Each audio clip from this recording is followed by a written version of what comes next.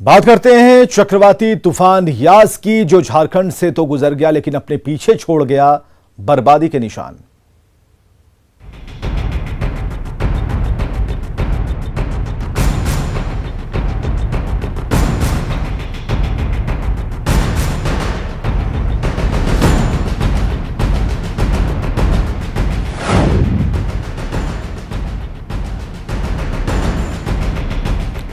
PM Narendra Modi ने झारखंड, बंगाल और ओडिशा के लिए 1000 करोड़ के राहत पैकेज का ऐलान किया है। दरअसल पीएम मोदी ने आज यास साइक्लोन से प्रभावित ओडिशा और पश्चिम बंगाल पहुंचे। पीएम मोदी ने यास से हुई तबाही का एरियल सर्वे किया और साथ ही ओडिशा के सीएम के साथ हालात की समीक्षा की। उसके बाद पीएम मोदी ने 1000 करोड़ रुपए के राहत पैकेज का ऐलान किया है, जिसमें 500 करोड़ ओडिशा को और 500 करोड़ बंगाल और झारखंड को दिए जाएंगे। पीएम मोदी ने समीक्षा बैठक कर बचाव कार्यों संबंधित किए जा रहे सभी प्रयासों की जानकारी ली और साथ ही ओडिशा, बंगाल और झारखंड को सभी जरूरी मदद देने का भरोसा दिया। केंद्र सरकार ने तूफान में जान गंवाने वालों के परिजनों को 2 लाख और गंभीर रूप से घायलों के लिए 50,000 रुपए की आर्थिक मदद की घोषणा की है।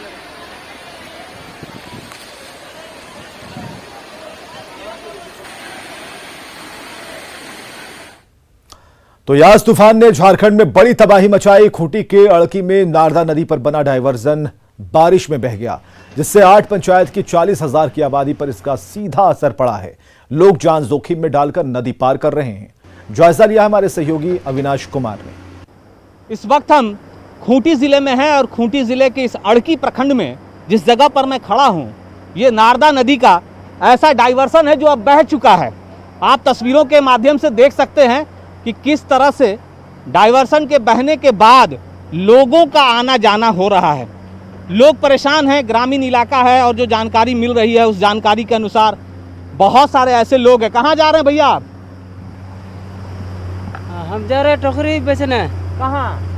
यही पार कर रहे हैं। कौन से गांव से आ रहे हैं? गमरिया से आ रहे हैं। ये कैसे ये कब टूटा ये? बरसात में। बरसात में जो पानी पड़ रहा था उसमें? अच्छा, हमको ये बताइए, ये कितने ऐसे पंचायत हैं या गांव होंगे या आबादी है जो इस वक्त अब इधर नहीं जा सकती है, मतलब अड़की प्रखंड नहीं आ सकती? अभी जो ये मुख्य सड़क है, ये मुख्य सड़क इधर मैंने जंगल क्षेत्र में 5 पंचायतों को जोड़ती है और आबादी लगभग 40,000। सुबह के वक्त देखिए ये डाइवर्सन पूरी तरह से बह गया। एक व्यक्ति बता रहे थे कि इस डाइवर्सन के बहने की वजह से एक ग्रामीण व्यक्ति जिसे इलाज की जरूरत थी वो अस्पताल तक नहीं पहुंच सका। क्या? हाँ, नहीं पहुंच सका। अचानक बुखार आ गया बारिश के चलते। भीगने के बाद जब डॉक्टर को बुलाने के लिए आ रहा था, यहाँ पुलिया टूटल है। उसके बाद जाने नहीं सका। फिर सुबह 9 बजे उसका तबीयत खराब हुआ था। कल सुबह करीब 4 बजे 3-4 बजे लगभग उसका डेथ हो गया। अच्छा, ये कितना पुराना है ये डाइवर्सन जो बना था? अभी तो नया डाइवर्सन हाल में बना था। अच्छा, ज़्यादा पुराना नहीं है। तो ये बारिश में पूरा बह गया? हाँ, पूरा बह गया। ये तो अभी उधर से कैसे आते होंगे लोग, अगर किसी को जाना हो, बाजार बस जाना जैसे हो? हम लोग आए थे, यहाँ कूद के पार हुए, यहाँ साइकिल ढो के पार किए जैसे। तो इसमें तो बारिश, अभी मान लीजिए थोड़ा सा बारिश रुका है, कम है पानी, तो ज़्यादा पानी रहेगा तो बह जाएगा आदमी, आगे से जाएगा तो कोई भी बह फिर जाएगा। तो आ पाना संभव नहीं है, असंभव है। देखिए, बहुत अच्छी बात इन्होंने कही कि यहाँ से पार कर पाना, या अगर हम कोचांग से अगर इधर जाना चाहेंगे, प्रखंड मुख्यालय आना चाहें अड़की, तो आपको अपनी जान जोखिम में डालकर ही इस नारदा नदी को पार करना होगा, क्योंकि जो डाइवर्सन था वो पूरी तरह से बह चुका है और डाइवर्सन के बहने के बाद जो स्थिति है, आपको इसी पानी से, इसी खतरे से गुजरना होगा, तभी आप अड़की प्रखंड मुख्यालय तक पहुंच सकते हैं। कैमरा पर्सन संत के साथ अविनाश कुमार, न्यूज़ 18 खूंटी। रांची के तमाड़ में भ्रष्टाचार का पुल भरभराकर गिर गया। पुल ऐसे गिरा मानो उसकी रीढ़ की हड्डी टूट गई। पुल के टूटने से हजारों ग्रामीणों की जिंदगियां ठहर गई हैं और 6 साल पहले ही करोड़ों की लागत से इस पुल का निर्माण हुआ था।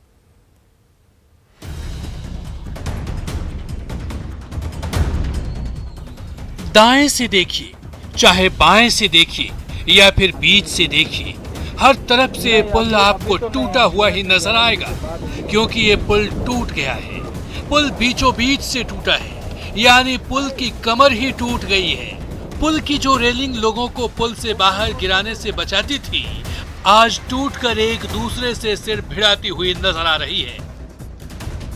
आप कहेंगे ये पुल यास के हल्के थपेड़ों को भी नहीं झेल पाया और ध्वस्त हो गया, लेकिन भ्रष्टाचार का ये पुल अगर 6 साल भी हजारों की आबादी का मार झेल गया तो इसे ऊपर वाले की कृपा ही समझिए, क्योंकि भ्रष्टाचारियों ने तो भ्रष्टाचार का ऐसा पुल बनाया जिसे कब का गिर जाना था।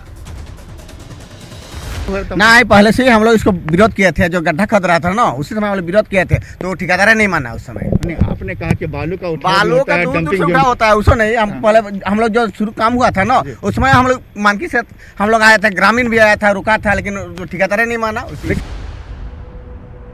लोगों का गुस्सा रांची के ठेकेदार रंजन सिंह पर है, जिन्होंने इस पुल को बनाया था। इस ठेकेदार का बनाया एक और पुल जो कांची नदी पर इस पुल से थोड़े ही दूर पर बना था, वो भी 2 साल पहले ही टूट गया। आप ही सोचिए, जिस सरिये से आप अपना घर भी नहीं बना सकते, उस सरिये का इस्तेमाल इस पुल को बनाने के लिए किया गया। आखिर ये बेचारा सरिया कितनी देर तक इस विशाल पुल का भार थामे रहता? हारीडीह पुल आखिरकार गिर ही गया, क्योंकि इसके निर्माण में बरती गई अनियमितता इसकी बड़ी वजह बनी है। और साफ तौर से वो देख सकते हैं, जो ब्रिज के पिलर में जो छड़ लगी हुई है उसकी भी स्थिति क्या है, वो कितनी पतली है, जो बताती है कि कहीं ना कहीं कार्य में, निर्माण कार्य में लापरवाही बरती गई। गौर से देखेंगे यहाँ पे पुल की मजबूती का अनुमान लगाइए तो देख सकते हैं कि पुल की मजबूती में जो छड़ जो है, जिस तरीके से छड़ अलग हुआ है, ये छड़ की जो मोटाई है 6 mm से ज्यादा की छड़ नहीं है। आप देख सकते हैं कि छड़ किस तरीके से अलग हुआ है। ये 6 mm से ज्यादा की छड़ नहीं है। और 6 mm की छड़ जो है वास्तव में किसी आम घर की छत की जो ढलाई होती है उसमें भी नहीं पड़ता है। वहां भी 8 mm की छड़ या 10 mm की छड़ होती है। कि पुल में कितनी पतली छड़ का इस्तेमाल किया गया आप देख सकते हैं। और 600 मीटर लंबे इस पुल के अचानक धंस जाने से दोनों तरफ के ग्रामीण पुल के दोनों तरफ फंस कर रह गए हैं। ग्रामीणों का कहना है कि पुल के निर्माण के दौरान कई तरह की अनियमितता बरती गई। पुल की मजबूती का ख्याल बिल्कुल नहीं रखा गया। दलदल में ही पिलर को खड़ा कर पुल का निर्माण कर दिया गया। स्थानीय लोगों ने कई बार ठेकेदार से काम रोकने की गुहार भी लगाई, लेकिन पावर और पैसे के बल पर ठेकेदार ने काम पूरा कर दिया। तो पाइलिंग जो टाइट नहीं हुआ था उस समय हम लोग बता रहे थे जी, तो गीला मिट्टी में ही डाला गया, इसलिए धंस गया। जिस समय ये पुल बन रहा था आप लोग थे वहाँ पर? जी थे हम लोग। जी, हम लोग काम बंद करने के लिए भी आए थे, तो काम बंद हुआ नहीं। आपने इसके प्रशासन को जानकारी दी थी जब पुल बन रहा था? को जानकारी नहीं दी थी जी। पिलर काफी कमजोर नजर आ रहा था ना। हाँ, तभी तो ये फिर से एक बार ये इसका चबूतरा नीचे फिर एक बार दोबारा से बनवाया था। उसको पता था कि ये कमजोर है। रही सही कसर बालू माफिया ने निकाल दी।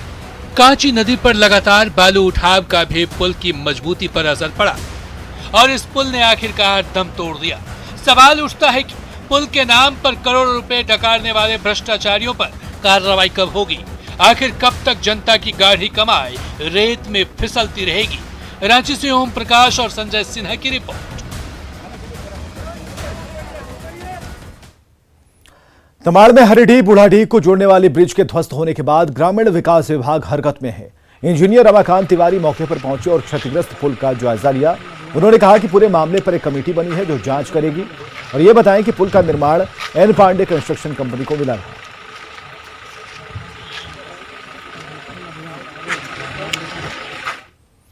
यास तूफान के कारण खूंटी में कई गरीब परिवारों के कच्चे मकान ढह गए। खूंटी जिले के अड़की ब्लॉक के बारूडीह गांव में लक्ष्मण मुंडा का परिवार बेघर हो गया।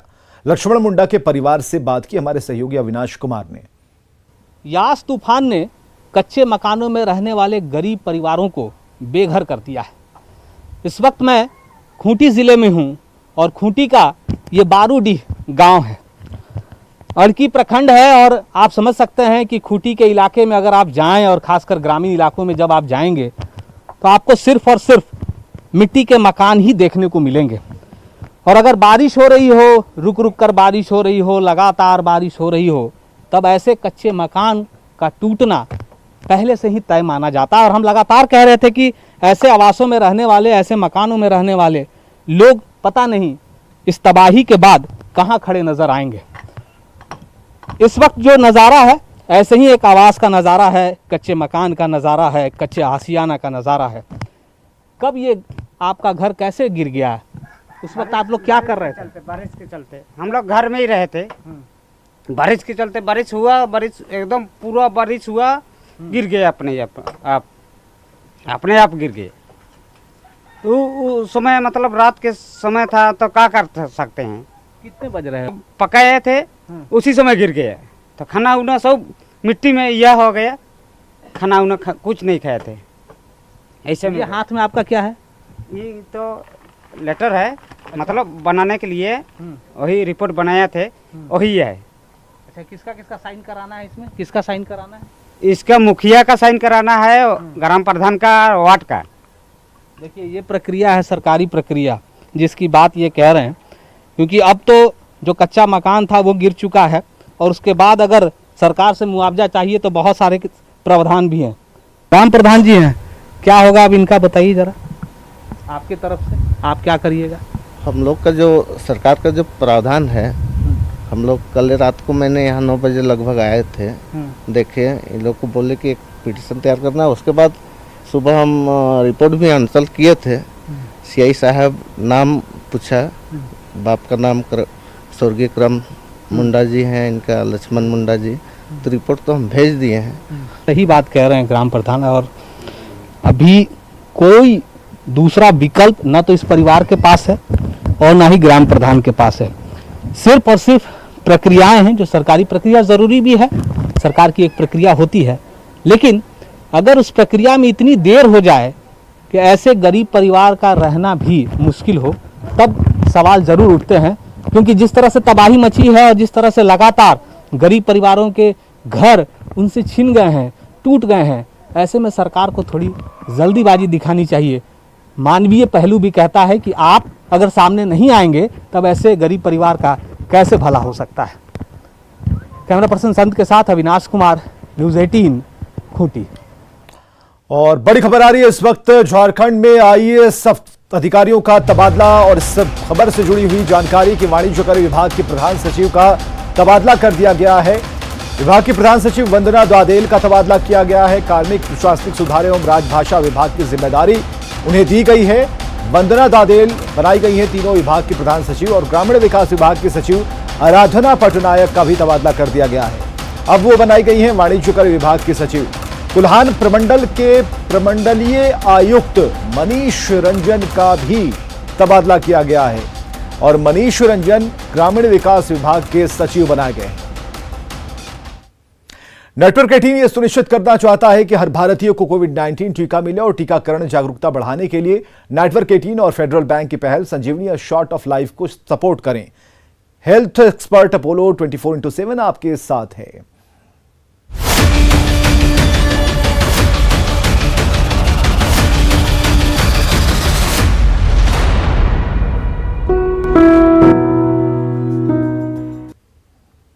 और खबरें लगातार जारी हैं, आप बने रहें हमारे साथ।